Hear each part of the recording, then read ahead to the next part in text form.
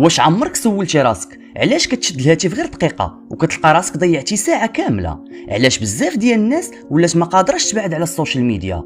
واش حنا اللي كنستعملوا هاد التطبيقات ولا هي اللي ولات كتحكم فينا؟ معكم مصطفى من قناه اخبار يوميه، غنجاوبوا على هاد الاسئله كاملين. مرحبا بكم.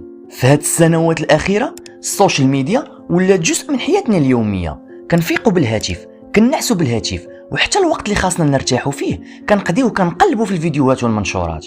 تيك توك، انستغرام، فيسبوك ولا يوتيوب، التطبيقات ولات كتستهلك وقتنا، تركيزنا وحتى نفسيتنا بدون ما نحسوا.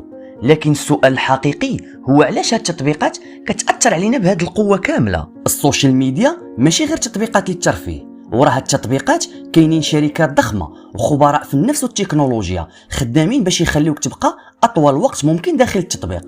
كل بحث، كل فيديو كتفرج فيه، كل جيم او تعليق كديرهم، التطبيق كيحفظهم كاملين وكيبدا يفهم شنو كيعجبك، ومع الوقت كيولي كيعطيك محتوى مصمم خصيصا ليك باش تبقى متعلق اكثر وقت به. عدد كبير من الناس ولا عندهم نوع من الادمان الرقمي بدون ما يحسوا.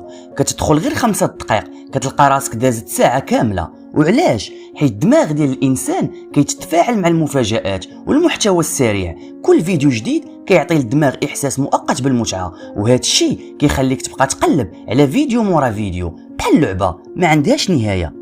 المشكل ماشي غير في الوقت، السوشيال ميديا ولات كتاثر حتى على النفسيه ديال الناس. بزاف ولاو كيقارنوا حياتهم بغيرهم، كيحسوا بالنقص، بالتوتر وبالضغط النفسي، حيت كل شيء كيبان مثالي في السوشيال ميديا، السفر، الفلوس، العلاقات، الحياه. لكن الحقيقه مختلفه بزاف على اللي كيبان في الشاشه. حتى في المغرب السوشيال ميديا ولات جزء كبير من حياتنا اليوميه. كتلقى الاطفال الصغار متعلقين بالهاتف، العائلات مجموعين وكل واحد شاد تليفونه، الشباب كيضيعوا ساعات طويله في التفاهه، وهذا الشيء بدا كيأثر على الدراسه، التركيز، العلاقات وحتى الانتاجيه. واش الحل هو نحيدو السوشيال ميديا؟